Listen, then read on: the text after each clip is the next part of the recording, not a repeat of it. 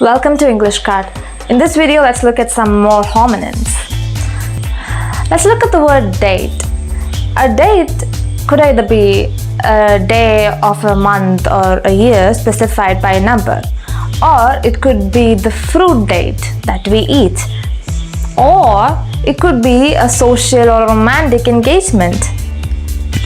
Let's imagine if I'm in a situation where someone is stalking me. But the word stalk also means something long and, like a stick. The stalk of a plant is also called stalk. And someone stalking me, that stalk means someone is following me. Can you hand me a match?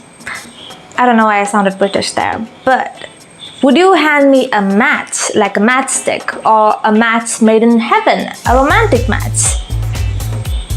They're both spelled the same. Or you can hand me a sports match, like a cricket match or a football match. Not exactly something you can hand over to someone. Christ Village.